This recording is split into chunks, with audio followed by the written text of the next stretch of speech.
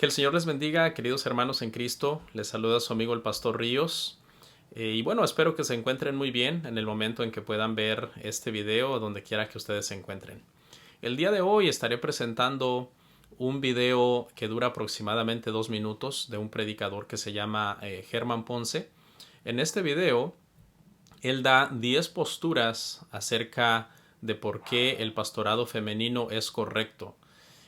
Cuando el video termine, yo estaré volviendo para presentar 10 argumentos de el por qué estas posturas de este predicador están erradas. Así que acompáñame a ver este video y luego yo estaré volviendo para que discutamos estas posturas de este hermano. Ahora no hay hombre, ni mujer, ni esclavo, ni libre. Entonces la mujer puede desarrollar ahora su sacerdocio. Yo decía, mujer se escribe con M de Melquisedec.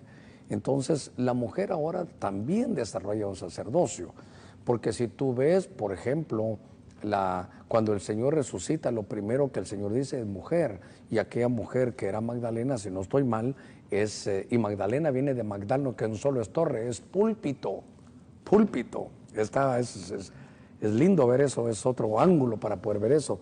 Entonces la mujer, la primera que fue a dar buenas nuevas, no fue Pedro, fue una mujer llamada Magdalena, desarrollando una obra de evangelista. ¿Te recuerdas tú del matrimonio de Priscila con aquel hombre llamado Aquiles o Aquila? La que tenía el ministerio era ella era la que desarrollaba el ministerio. Cuando el Señor estuvo en Lucas capítulo 8, verso 2, eran mujeres las que le servían y estaban con él. Entonces, aún en el Antiguo Testamento puedes ver que mujeres desarrollaban la profecía, pero también en el Nuevo Testamento. Entonces, la mujer tiene ahora, porque estamos bajo el sacerdocio de Melquisedec. ¿Por qué? Porque Jesucristo, dice el libro de Hebreos, que es nuestro sumo sacerdote del orden de Melquisedec. Él es la cabeza sacerdotal de un cuerpo sacerdotal compuesto por hombres y mujeres. Entonces, mira, lo que he visto yo hasta el día de hoy es que pueden desarrollar cualquier ministerio. Lo que no veo es el ministerio apostólico, pero ahí pueden desarrollar los demás ministerios y pueden, por ejemplo, las figuras antiguotestamentarias eran eso, como sombras, como figuras para lo que iba a ser lo nuevo. Y entonces ahí miras como mujeres como Débora, mujeres como que profetizaban como la esposa de Isaías, como Hulda. Entonces hay muchas cosas que la mujer hace, pero insisto, el sacerdocio arónico era donde la mujer ni picha, ni cacha, ni deja batear, ¿no? Ella no hace nada ahí, nada. Pero en el Nuevo Testamento la mujer está bajo otro sacerdocio y por eso ella debe de desarrollar todo el potencial que Dios le ha dado. Bueno, aunque el video es bastante breve, como ustedes pudieron ver, sin embargo, de una forma bien rápida, él va presentando un argumento tras otro argumento, de tal manera que si usted los cuenta son aproximadamente 10 argumentos que él da a favor del pastorado femenino. Antes de comenzar a analizar el primer argumento, quiero decirles, hermanos, que la razón principal que me motiva a hacer este video es un amor por las escrituras, un amor por la verdad y un celo porque éstas no sean abusadas, tergiversadas y sacadas de contexto.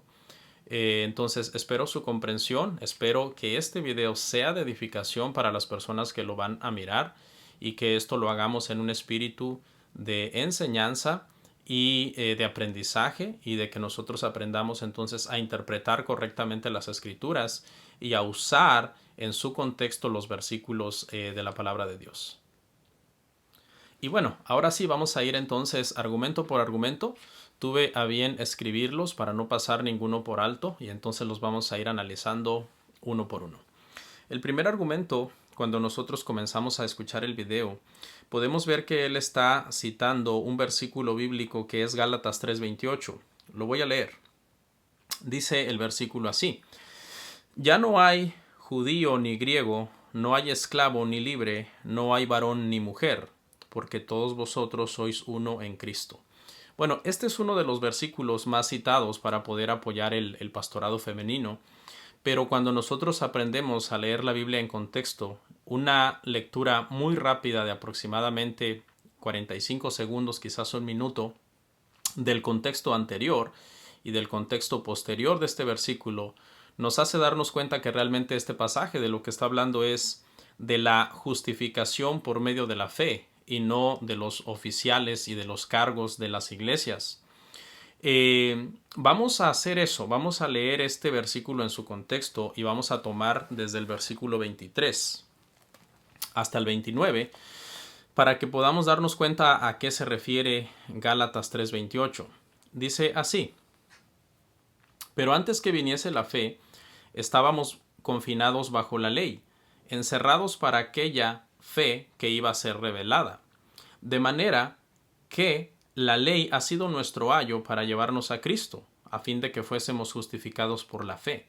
Pero venida la fe, ya no estamos bajo ayo, pues todos sois hijos de Dios por la fe en Cristo Jesús. Porque todos los que habéis sido bautizados en Cristo, de Cristo estáis revestidos. Ya no hay judío ni griego, no hay esclavo ni libre, no hay varón ni mujer, porque todos vosotros sois uno en Cristo Jesús. Y el último versículo, el 29, después del 28, dice así: y si vosotros sois de Cristo, ciertamente linaje de Abraham sois, herederos según la promesa. Esta versión que acabo de leer, la Reina Valera, nos deja ver claramente que el contexto en el que se encuentra Gálatas 3:28 es un contexto en donde está hablando acerca de la salvación por fe. Cuando nosotros estudiamos el contexto general de la epístola y la razón principal de por qué el apóstol Pablo escribió esta epístola a los Gálatas, nosotros nos damos cuenta que la razón principal fue para advertir contra la secta judaizante. La secta judaizante era un movimiento que estaba queriendo imponer la circuncisión a los cristianos de Galacia, diciéndoles que solamente por medio de la circuncisión ellos podían ser salvos. Esta es la razón por la que Pablo habla entonces de que la justificación es solamente por medio de la fe. Y cuando dice que en Cristo ya no hay judío, no hay griego, no hay varón, no hay mujer, no hay esclavo, no hay libre, no está hablando de los cargos de la iglesia, está hablando de que la salvación está disponible entonces para todas aquellas personas que por la fe creen en Cristo y no mediante las obras de la ley o mediante la circuncisión. Así que esta carta, esta epístola, no trata sobre los cargos de la iglesia. Cuando tengamos que aprender cómo funcionan los oficiales de la iglesia y cómo operan las iglesias, nosotros tenemos que ir a las epístolas pastorales. Hay 3: Primera, Segunda de Timoteo y Tito. Y en estas cartas claramente prohíbe el apóstol Pablo a la mujer ser anciano o ser pastora, o que ejerza autoridad sobre los hombres. Este es el sano contexto entonces de Gálatas 3:28 y no tiene nada que ver con los cargos de la iglesia o con que una mujer pueda ser pastora. Vamos a ver entonces el segundo argumento. El segundo argumento que usa es que mujer se escribe con M de Melquisedec. Pero esto realmente es un argumento muy débil, ya que no tiene nada que ver el hecho de que mujer se escriba con M de Melquisedec con que una mujer pueda ser pastora de una iglesia, lo cual está estrictamente prohibida en las escrituras, en las epístolas pastorales que mencionamos anteriormente. Además, el hecho que mujer se escriba con M de Melquisedec es verdad solamente en español, pero la Biblia fue escrita, el Antiguo Testamento en hebreo y el Nuevo Testamento en griego, y en ese sentido este argumento es derribado porque la palabra mujer en hebreo es nekabá y la palabra mujer en griego es tailos, y no coincide entonces con que se escriban con la misma letra M de Melquisedec. Así que esto es una falacia, la famosa falacia del espantapájaros, que es muy débil y que no tiene nada que ver con lo que se está hablando en el tema. Bueno, llegamos así al tercer argumento, y el tercer argumento dice que la mujer es sacerdote según el orden de Melquisedec. Esto es falso, ya que el que es sacerdote según el orden de Melquisedec es Jesucristo y no ninguna otra persona. Los creyentes somos sacerdotes solamente en el sentido figurado, no en el sentido real, porque actualmente no existe ningún sacerdocio humano que represente a otras personas delante de Dios, porque de acuerdo a las Escrituras hay un solo Dios y un solo mediador entre Dios y los hombres, y este es Jesucristo hombre. El sacerdocio que representaba antes a las personas era el sacerdocio levítico según el orden de Aarón, y ese sacerdocio fue abrogado por Jesucristo, y él vino a instituir entonces el nuevo sacerdocio según el orden de Melquisedec que le aplica a él. Él, es Cristo quien verdaderamente nos representa a nosotros delante de Dios, y es por Cristo por quien nosotros tenemos entonces entrada directa al trono de Dios. Los creyentes somos llamados sacerdotes en las Escrituras, es verdad, pero solamente en el sentido figurado. Nosotros somos los que presentamos nuestra propia vida como una ofrenda a Dios, pero no lo hacemos por medio del sacerdocio de otro hombre, de otro humano. Lo hacemos por medio del sacerdocio de Cristo, en quien nosotros tenemos entrada directa al Señor. No somos sacerdotes en el sentido real. En el sentido real, el sacerdocio real que fue según el orden levítico quedó abrogado, y en el sentido real, según el orden de Melquisedec, el único que es sacerdote según ese orden para siempre es Jesucristo. Seguimos avanzando entonces y llegamos al cuarto argumento, que dice que Jesús al resucitar primero aparece a una mujer, y lo primero que Jesús dice es mujer, y la mujer a quien aparece es María Magdalena, y que la palabra Magdalena viene de Magdano, y que esta palabra Magdano no solamente significa torre, sino que también significa púlpito. Bueno, voy a comenzar primero por dar una explicación histórica del por qué a lo largo de la historia de la Iglesia cristiana se ha creído que el Señor en su resurrección apareció primero a mujeres. Y la razón es que en aquel entonces, en el contexto histórico, el testimonio de una mujer era menos creíble que el testimonio de un hombre. Entonces, los apóstoles, si ellos hubieran estado inventando la resurrección de Jesucristo, ellos no hubieran dicho que apareció a las mujeres. Los que escribieron los evangelios, al haber estado inventando la resurrección de Jesucristo, habrían dicho que apareció a hombres, porque esa historia habría resultado más creíble. Pero ellos solamente se apegaron a decir la verdad de tal y como habían sucedido las cosas, y es que la verdad es que Cristo resucitado primero se le presentó a las mujeres. Pero eso no implica que por medio de que Jesucristo al resucitar se le presentó primero a las mujeres, el Señor nos haya estado mandando un mensaje subliminal donde nosotros tendríamos que alegorizar esa aparición primero a las mujeres para deducir de que el mensaje subliminal de la aparición de Jesús primero a mujeres significa que Jesús estaba implicando con eso que él estaba mandando a las mujeres a ser pastoras. El hecho de que María haya sido de Magdala no tiene nada que ver con su oficio, tiene que ver con su lugar de procedencia. No nos está queriendo decir a qué se dedicaba, sino de dónde ella procedía.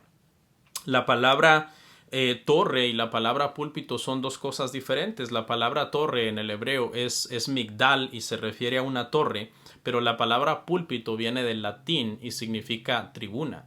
Así que ese argumento al final, donde está queriendo implicar que por el hecho de que Magdala viene de Magdano y Magdano significa torre y torre también es púlpito, toda esa alegorización para querer decir que la mujer puede pastorear es falsa. Bueno, llegamos entonces al argumento número 5, y es que el hermano dice que en el matrimonio de Priscila y Aquila la que tenía el ministerio era ella. Bueno, tenemos que aclarar en primer lugar que las escrituras no dicen en ningún lugar que ella era una pastora. Es verdad que ella hablaba la palabra, al igual que cualquier otra mujer el día de hoy puede hablar la palabra, o el mismo caso de la mujer samaritana que hablaba la palabra, pero la Biblia no dice que ella era la pastora o que ella era la que mandaba en la iglesia. Es verdad que la Biblia dice en 1 Corintios 16-19 que en la casa de Priscila y Aquila había una iglesia, pero en esta ocasión, en 1 Corintios 16-19, cuando habla de que en la casa de ellos había una iglesia, es mencionado primero el varón, es mencionado primero Aquila. La razón principal por la que se ha deducido por mucho tiempo que Priscila era la que tenía el ministerio es porque ellos son mencionados 6 veces en el Nuevo Testamento, y de esas 6 veces, 4 veces ella es mencionada primero, de las 6 veces. Le voy a dar las citas y usted las puede buscar. Hechos 18:2, Hechos 18:8, Hechos 18:26, Romanos 16:3, Primera de Corintios 19:16 y Segunda de Timoteo 4:19. Ella es mencionada primero más veces, esa es verdad, pero la única vez que se menciona que ellos tienen una iglesia en su casa, que es en Primera de Corintios 16:19, primero es mencionado él. Ahora, la pregunta que surge es, ¿por qué ella es mencionada más veces primero?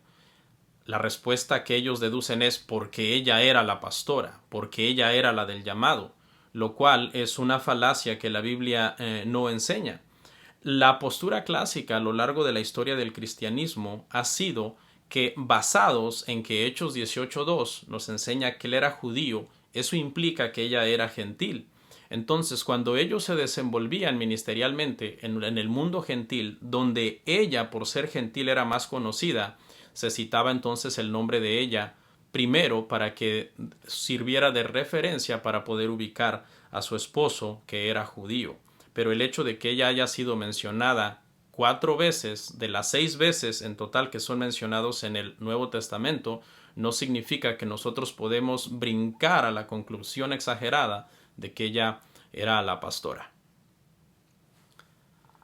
Bueno, llegamos entonces al argumento número 6, y es que el hermano dice que en Lucas las mujeres eran las que servían y estaban con Cristo. Bueno, tenemos que aclarar que en Lucas le servían al Señor hombres y mujeres, no solamente mujeres.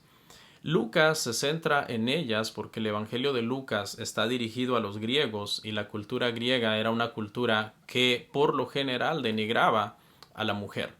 Entonces Lucas es un médico que tiene una especial atención por los extranjeros, por los pobres, por los niños, por los enfermos, por las mujeres, y es en este contexto entonces que él pone a la mujer en un lugar de honor, mencionando muchas veces a las mujeres que servían a Cristo, pero ese es el propósito y no el que esto implique que una mujer puede ser pastora.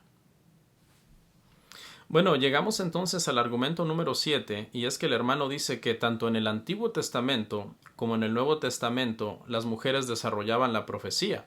Ahora, nosotros sabemos que eso es verdad, pero esa no era la regla, sino que esa era la excepción a la regla, la cual confirma la regla. ¿Qué quiero decir con esto? Lo que quiero decir con esto es que el hecho que haya pasajes en el Antiguo Testamento y en el Nuevo Testamento donde habla de algunas mujeres profetizas no quiere decir que eso era la regla. ¿Cómo lo sabemos? Bueno, porque ninguno de los profetas, tanto mayores como menores, eran mujeres, eran hombres. Esta expresión que la excepción no anula la regla sino que la confirma suena un tanto confusa, así que voy a leer un ejemplo para que nosotros entonces comprendamos un poco qué es lo que esto quiere decir. Vamos a suponer que hay una persona que se llama José, por decir algo. Es una persona que por lo general siempre llega tarde a sus citas. Es una persona que no es puntual. Entonces, esta persona, José, si un día llega temprano, eso no significa que sea una persona puntual. Ese día que llegó temprano es una excepción a su regla, lo cual confirma la regla. Le voy a abundar un poco más. Supongamos que José es un cristiano y que de los 52 domingos del año, él llegó tarde 51 domingos al servicio. Entonces, el domingo número 52 llega temprano. El último domingo del año él llega temprano y ese día el pastor lo llama para llamarle la atención por su costumbre de siempre llegar tarde. Entonces, cuando el pastor le dice, hermano José, quiero llamarle la atención porque usted es una persona impuntual, cuando José diga, pero pastor, el día de hoy llegué temprano, precisamente lo que está dando a entender es que es una persona impuntual. Esa excepción de haber llegado temprano un día no anula la regla de que él llega tarde, sino que confirma la regla. ¿En qué sentido la confirma? Porque si él no fuera una persona que siempre llega tarde, no tendría que apelar entonces a esta ocasión aislada en que por fin llegó temprano. Y esa es la explicación de por qué el hecho de que en el Antiguo Testamento, Nuevo Testamento, haya menciones de mujeres que ejercieron este don, Esa es una excepción a la regla, lo cual confirma la regla, y la regla es que los profetas del Antiguo Testamento y del Nuevo Testamento eran varones. Bueno, llegamos entonces al argumento 8 y es un tanto la repetición de que Jesús es la cabeza sacerdotal de un cuerpo de sacerdotes compuesto por hombres y por mujeres. Como ya dijimos, Jesucristo es el único sacerdote verdadero. Los creyentes somos sacerdotes solamente en el sentido figurado. Yo no creo que actualmente ningún ministro ni ningún creyente diga yo soy un sacerdote literal, en el sentido literal de la palabra. Eso es falso. Somos sacerdotes solamente en el sentido figurado, y la ofrenda principal que nosotros presentamos a Dios es la ofrenda de nuestra vida, no la ofrenda de la vida de otras personas, porque esas personas tienen entrada directa al Padre por medio de Jesucristo. El argumento número 9 dice que mujeres como Débora, la esposa de Isaías, y Hulda hablaban al pueblo. La verdad es que ninguna de estas mujeres eran pastoras que estaban a cargo de una iglesia. Sus ejemplos no respaldan en nada el que una mujer pueda ser pastora. Estos argumentos son demasiado débiles, no tienen que ver con la era eclesiológica y son sacados de contexto con versículos tan absurdos como por ejemplo el que Séfora, Raquel y algunas mujeres eran pastoras. Es verdad, eran pastoras, pero de animales, no de personas. Ellas eran pastoras de ovejas, no estaban a cargo de una iglesia. Así que esos argumentos son demasiado débiles y se necesita ser muy ingenuo para usar esos versículos y sacarlos de contexto y aplicarlo entonces a que una mujer puede ser pastora de una iglesia. Y bueno, finalmente llegamos entonces al argumento número 10, y es que en el sacerdocio arónico la mujer no hacía nada, pero ahora la mujer debe desarrollar todo el potencial que Dios le ha dado en el nuevo sacerdocio en el que estamos. La mujer el día de hoy en Cristo Jesús puede desarrollar todo el potencial que tiene, puede ser escritora, puede ser conferencista, puede ser maestra de niños, conferencista de jóvenes, conferencista para eventos de mujeres. Lo que no puede ser es pastora, eso lo tenemos claro, porque las epístolas pastorales de Primera, Segunda de Timoteo y Tito lo dicen claramente, que Dios puso al hombre por cabeza para que gobierne en la casa y para que gobierne también en la iglesia, y a la esposa como su ayuda idónea. Así que bueno, espero que estos argumentos les resulten de bendición. Esta refutación de estas falsas posturas que defienden el pastorado femenino y que realmente no tienen un asidero cuando vamos a las escrituras, cuando vamos a la historia y entendemos en el contexto cada uno de estos pasajes. Me despido de ustedes, lamento que el video se haya extendido un poco, pero espero que sea de edificación, que el Señor los guarde.